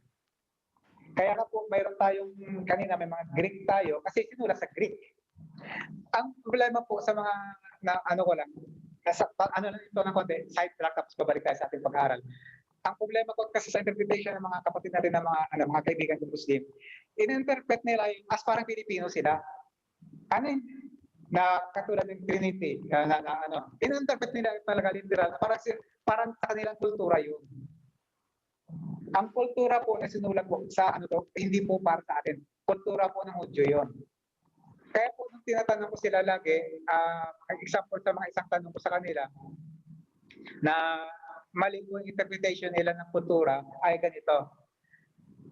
Kailan po ang New Year's Day sa kalendaryo natin ng mga Kristiyano at saka mga Kristiyano? January 1, first day ng buwan ng January.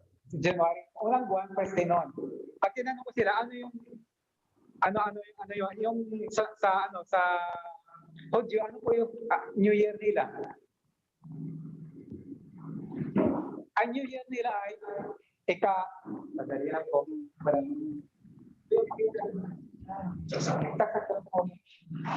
Dali lang po.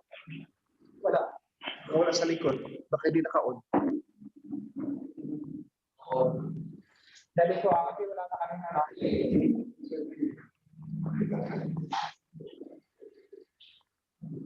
Yan, okay. bakit pa rin po? Ayan. Elaborate siguro natin susunodin yung kay Ate Daisy para hindi sila, baka mawala na rin si Ate Brenda at saka si Ate. Ang ko lang, yung sandali kasi nasa Lipat mo na. Ayan. Okay na. Okay. Yung first nila, New Year ng Hudyo ay ika-7th month, ika-first day ng 7th month. Nakita natin, ika-first day ng 7th month. Paano nagiging New Year yung ika-7th month? Iba yung example lang yun, makikita ko, bakit New Year yung ika-7th month? Nakakaiba kayo. Nakakaiba talaga sila. So, tayo mga Kristiyano, yung nag-aaral ng Bible, nilalagay natin yung sarili natin na parang tayo yung mga Hudyo na para po magiging tama yung interpretation natin. Nilalagay natin ang isipan natin na parang sila yun. Tayo. Kung i-interpret natin yung Bible katulad ng Trinity as parang Pilipino, no? Na parang Muslim, man-misinterpret talaga natin. Sige po.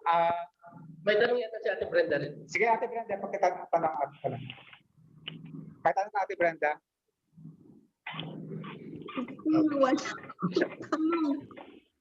Makikinig lang po Wala muna ba? ako. Sige pa. Sige po. Sige, Ate Jerry po. Kanina nag-open siya ng mic. Sige, siguro mag-open na siya lahat para bago sila mawala. Sige po, pwede natin at saka pwede magtanong.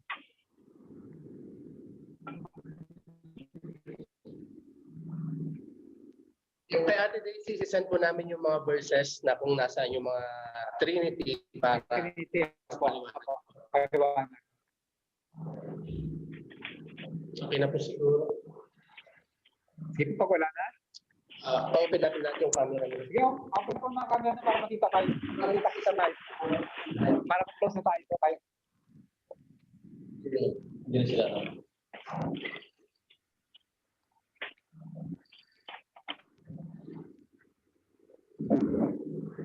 Sige pa tayo natin si Kuya Wala kay June, tapos sila. mag-complete. May tanong po kayo. Ate Kenneth. Ate April, may tanong ka pa? Wala na. Wala na. Sige po, Ate Brenda. Hindi naman po siya masyadong na kasi first time ko pong mag-attend sa ganito sa Christian meetings na ganito. Yung about po sa baptized, what age po ba dapat ang tamang para mabaptize? At saka may mga promises po ba sa inyo after mag-baptize? Sorry Okay lang po. Actually, yung baptism ay may tinatawag sa hindi lang naman sa Kristyanismo,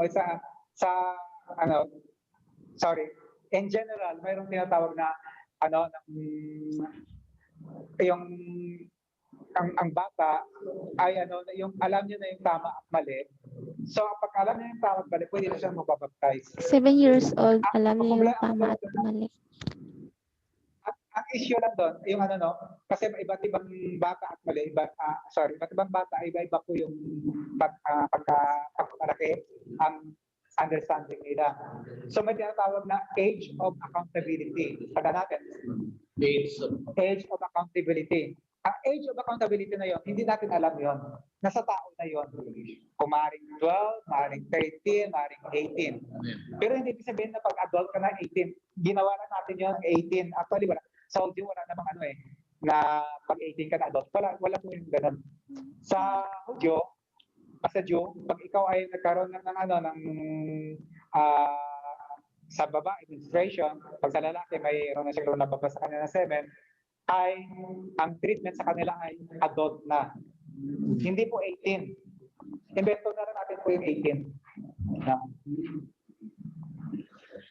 18. Okay. So ano po yun, ang promises sa atin ay hindi naman po after baptism. Sa Christianismo po, yung Bible po ay punong-puno ng promises ng Lord. Para po sa lahat. Para sa lahat po yun, ang promises niya. Yan. Kaya po hindi po para po sa nabaptize. Ang baptize na po ay pinapakita mo na nag-isa ka. Siguro ang isang dagdag natin dyan, Kuya Dan, yung pinakamagandang example na may isang tao na hindi na baptize, pero nakasama ng Panginoon sa langit. Amen. Sino yon? Yung isang nakapako sa krus, di ba? Nakapako sa krus, wala na siyang panahon para magbabaptize doon.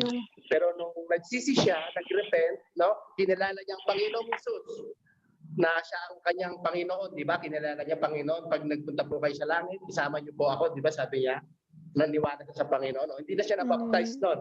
Pero Yung sabi ng Panginoon sa kanya, magnanakaw, sir. isasama kita sa langit. Opo, tama po yun, tama. Pero sabi ng Panginoon, isasama kita sa langit, no? Pero hindi dahil gano'n, hindi na tayo magpapabaptize kasi nga, di ba, pampublikong patotoo. Public declaration. Parang halimbawa, nag-aaral tayo dito nga sa USDI. Di ba, ano yung inaasam-asam natin sa pinakahuli? Di ba, pag mag-graduate tayo, tatayo doon sa harapan. Kasi proud tayo na nag-aaral ako sa USDI. Gusto ko umattend, di ba? Anong reason mo bakit hindi ka a-attend kung sakali? Napakadali namang gawin. Pupunta ka lang doon kung sakali. No? Pero kung hindi ka umattend, ibig bang sabihin hindi ka na nag-aaral, hindi ka gumraduate? Gumraduate ka pa rin kung natapos mo lahat. Di ba? Yan ang pinaka-anong example. Sana nasagot yung kay Kuya Ernesto sa tanong niya kanina. Yan lang po. Salamat, sir. May tanong pa? Okay pa? Ang anointing po ba at ang baptism are the same? Magandang rin yan. Ang anointing daw at saka baptism ay the same? Sige po. Hindi po. Anointing. Anointing sa baptism. Kasi dito na ikaw na ko yung sumagot. Ikaw na sumagot. Anointing na baptism ay the same. Ang anointing is anointing, example, servant ka ni Lord. Anointing, merong tinatawag na mga servant, example, mga priests, noong unang panahon, mga priests, mga anointed sila, mga prophet. Kaya nga sabi ni God, do not, yung may verse na, do not touch my anointed one. So, yung ibig sabihin na, sugo. Oh, yung mga sugo niya, yun yung mga, when you're anointed by the Holy Spirit, yun. Meron tinatawag na baptism of the Holy Spirit, anointed. Ang baptism is a ritual. Okay, but tandaan natin, water baptism is not essential to salvation. Ang baptism is a ritual, parang kasal. Ang totoong kasal is yung sumpaan ng puso ninyo na nagmamahalan kayo in front of God, by witness by people, witness by God. Okay, under the authority of church or the civil judge, like that. So, ang baptism, ganun din yun. Hindi ibig sabihin na kung hindi ka mabaptize, kasi may mga church na pag hindi ka nabaptize, hindi ka maliligtas. So, hindi yun essential. Ibig sabihin, na-fall yun sa gawa. So, ibig sabihin, water baptism, kailangan mo lang i-declare sa public testimony. Tagasunod ka ni Kristo. Amen. Sinusunod natin yung ritual na nung namatay siya. Sa atin naman, yung namatay tayo sa sinful nature, yung inublog tayo sa tubig at bumalik, kaya nga born again. Pinanganak tayo ulit. Amen. Amen. Tama yung sinabi ni Sir Frank. Kasi yung baptism, yung kasalanan natin, pinaano na natin yung sa tubig at saka yung namubuhay tayo ulit ng nakasunod sa word ni God. Kaya yung nakaraang nating attitude, yun din pinaano din natin sa tubig. Kaya kaya born again, bagong buhay na tayo. Actually, sabi dito sa anointing is a ritual act of pouring aromatic oil over a person's head or entire body. By extension, the term of applying related to sprinkling, dosing, or smearing a person object with perfume. So kaya noong unang panahon, ang ginagawa nila, commonly gumagamit talaga sila ng oil to anoint. So ang purpose ng anointing dati is healing, lalo na sa may mga bad spirit or something, ginagamit yung oil. Tapos kasi noong unang panahon, mag-welcome ka ng bisita, tapos inanoint mo na siya ng oil. Ano yun malaking bagay yun. Isang ritual yun. Pagpapahalaga sa tao. Blessing. Yun. Binibless mo yung tao. Amen. Naalala ko rin noon, sabi niya ng faith counselor ko na, if you will be baptized, you are tying a knot to God that will not do any sinful acts anymore, but will follow His command after you repent. And the tying of the knot is through baptism, meaning you are creating a relationship, a binding relationship towards Him. Now, ang anointment is when you are going to receive the gift of acceptance for the repentance, and that you are ready to face the world and be His servant, sabi ng servant of the Lord, then you will be anointed so that you will be given the gift to be the conveyor of the message of God. So kaya i-anoint niya because you will now become part of His instruments para maiparinig mo sa buong mundo na ikaw ay namirong Diyos at kailangan magbago at magsisi ang bawat tao. Kaya may tinatawag tayong anointment.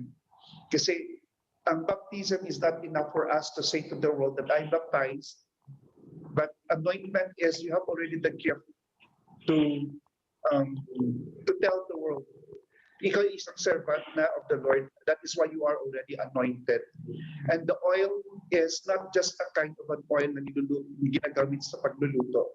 It's a holy oil that is being used in the recent in the past, anong tawag niyan, yung mga mga sinauna, na yung oil na yun ay magpapatunay na ikaw ay isang anak ng Diyos na bago, ay pinanganak na bago at susunod sa kanya mga utos, at sa mga panahon na ikaw ay sasabihan na pumunta ka sa lugar dito, gagawin mo yun at gagawin dahil yun ang utos ng Diyos because you are anointed. Yun siya. Yun ang sa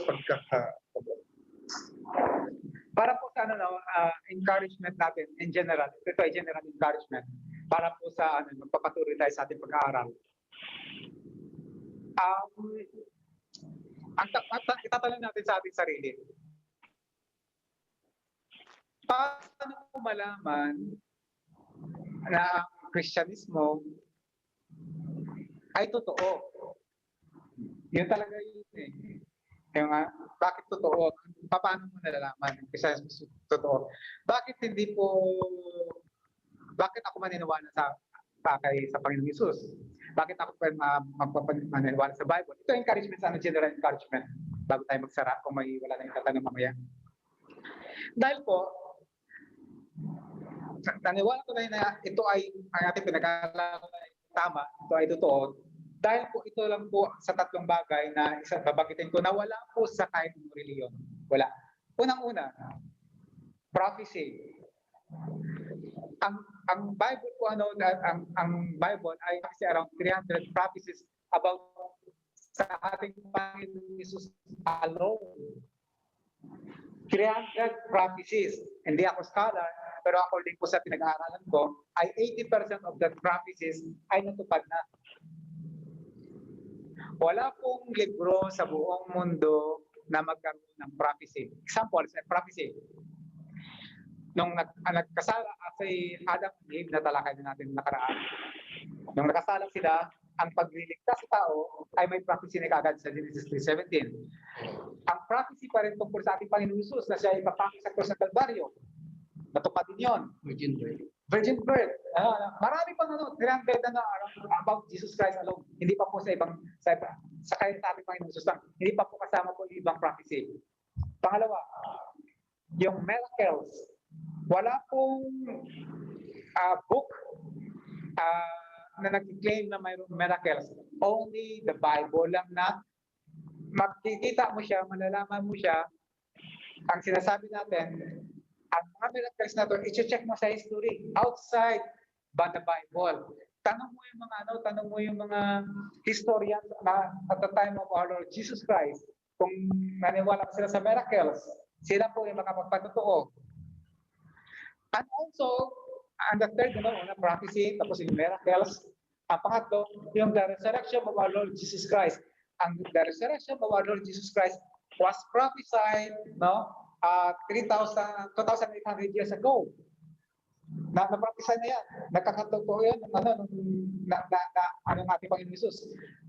Nabuhay siya. Wala pong ibang libro ang nagsasabi ng ganyan. Halimbawa, example lang. Kung ako ay nagsasabi ko, ako ay isang civil engineer. Example lang. Tapos sabi ni Kuya Chris, siya rin po ay isang civil engineer. Tapos nag-apply kami kay Kuya Ernesto. Kuya Ernesto, ako po ay isang civil engineer. Ito po yung aking ako ay po ay number 1 sa board noong 1980, number 1. Sabi ni Kuya Chris, Kuya Ernesto, ito, ako noong 1981, ako ay number 1 din sa board. Sabi ni Kuya Ernesto, ang kailangan ko ay yung marunong gumawa ng tulay. Tapos ako, pinakita ko lang sa aking resume yung may ginawa akong tulay. Pero kay Kuya Chris, sabi niya, hindi ko lang papakita sa iyo kung paano may ginawa akong tulay, kung di, ipapakita niya, hindi lang sa papel. No? Sinong i-hire mo, Kuya Ernesto? Ako, Kuya Chris. Yung may mga yung mayroong patotoo, yung may totoong nangyari, no? Hindi pwedeng sa papel, Hindi, kaya nga po tayo mga Kristiyano po, hindi po tayo naniniwala sa magandang aralan. kundi naniniwala tayo sa mga bagay na Ginawa mo. mga sinabi ng mga nakaraang mga lumang panahon at nagiging totoo. Hindi po tayo nagtuturo ng mga magagandang aral. Nagtuturo tayo kung ano po yung totoo. Yan. Kasi po, kung magtuturo tayo ng magagandang aral lang, hindi natin kailangan yung Bible. Kailangan na natin yung good manners and right conduct. Kailangan na natin yung babasa ng mga libro ng mga psychiatrists. Tapos na yun, okay na. Nakuha natin. So, alam natin na totoong pinag-aralan natin dahil po sa mga prophecy, dahil sa miracles, dahil sa resurrection ng Lord Jesus Christ. Kaya po tayo, it is an encouragement to us na mag-aral kasi po, yung mga bagay na yun ay totoo. Nangyari. No? Sige po, mayroon tayong tanong after that encouragement para patuloy tayo sa ating Bible study. Okay. So next thing siguro, pagpatuloy po natin, sana makasama po namin kayo ulit. Sige po, pag wala na po, tayo i-close ni Kuya Chris. Kuya Chris,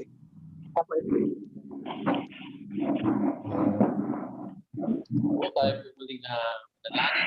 Tayo po tumulong sa ating Diyos buhay. Diyos buhay. Hallelujah. Hallelujah. Hallelujah. Hallelujah. Ama namin na sa langit, banal na pinakamapangyarihan sa lahat. Kung may gawa ng langit at lupa, aming Diyos, noon, ngayon, kung kailanman. Ang hari ng mga hari, ang Diyos na mapagpatawad, ang Diyos na tapat sa kanyang pangako. Parigat, isang pa, maraming salamat po muli, Lord God, sa mga oras nito, Lord God, kung saan kami po, Lord God, nagumpay, pag-aaral ng inyong mga salita. Maraming salamat po, Lord God, sa aming mga natanggap, na aming paniniwalaan, na aming gagamitin, Lord God, sa pang-araw-araw namin buhay. Maraming salamat po, Lord God, sa bawat isang narito, Lord God, nakatanggap, nakatulog sa inyo, Lord God, nakarinig, Lord God, sa mga salita niyo, Lord God, na maging gagamit kami po, Lord God, sa aming mga buhay. Maraming salamat po, Lord God, sa lugar nito, Lord God, kung saan ito po, Lord God, patuloy niyo po, Lord God, na pinapagamit sa amin, Lord God, sa buhay po, Lord God, ni Sir June, Ernesto Jaime po, Lord God, maraming salamat po, Lord God, sa kanya, kung saan patuloy po siya, Lord God, na pinapagamit, Lord God, ang lugar nito, Lord God, maraming salamat po, Lord God, patuloy niyo po, Lord God, siya, pagpalain sa kanyang buhay, Lord God, ang po, Lord God, mga desire ng kanyang puso, Lord God, mga po, Lord God, ito po, Lord God, ito kaloob niyo po sa kanyang, Lord God. Dalayan po namin sa inyo, Lord God, na patuloy niyo po sila, Lord God, pagpalain po sa kanyang buong pamilya, Lord God, pakilain niyo po sila, Lord God, sa mga sakit, na manggawa ng kaaway, kapahamakan, at sa mga taong di gagawa ng mabuti. Maraming salamat. Nawa nga po, Lord God, patuloy, Lord God, na mahayag po, Lord God, yung kabutihan, Lord God, sa kanyang buhay, Lord God. Sa pag-isa buhay ng bawat isa narito, Lord God, maraming salamat po muli, Lord God. Tunay nga po, Lord God, kami po, Lord God, tumanggap ng pagkapanan mula sa inyo, Lord God, yung mga salita, Lord God, na kailanman ay hindi mawawagin sa aming isipan at hindi mananakaw ni naman, Lord God. Pagkat ang salitang ito, Lord God, ay aming pangangawakan, Lord God, na kami po, Lord God, sasampalataya sa inyo at maniniwala, Lord God, at tatanggapin kayo, Lord God, na Diyos sa pagligtas. Maraming salamat po, Lord God, sa inyong kabutihan sa amin, Lord God. Pagpalain niyo po kami, Lord God, ng bawat isang narito, Lord God, na OFW, saan kami po, Lord God, nagtatrabaho sa bansang ito. At maraming salamat po, Lord God, pag sa aming pag-iwan-iwalay, Lord God. Dalayan po natin sa inyo, Lord God, ang patuloy, Lord God, na pag-iingat sa amin, pagkabay pag-protection, Lord God. At dalayan din po namin sa inyo, Lord God, pagkalooban niyo po kami, Lord God, ng masarap na kapahingahan, mahimig na pagtulog at panibagong lakas sa panibagong bukas. Maraming salamat po muli. Patuloy niyo po kami, Lord God, pagpalain sa aming mga buhay. Mangyari po, Lord God, inyong kalooban sa amin. At kami po, Lord God, ay susunod sa anong inyong naisip, Lord God, sa amin. Ito po aming sinasamo, dinadalangin namin papuri, pasalamat, pagsamba, pagdakila, sa tanging pangalan ng Ginong Jesu Cristo na aming Panginoon, at sa gabay patnubay ng Banal na Santong Espiritu. Amen.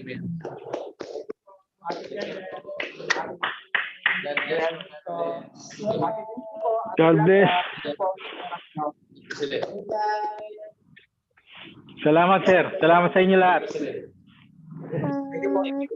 Sunday. God bless. God bless.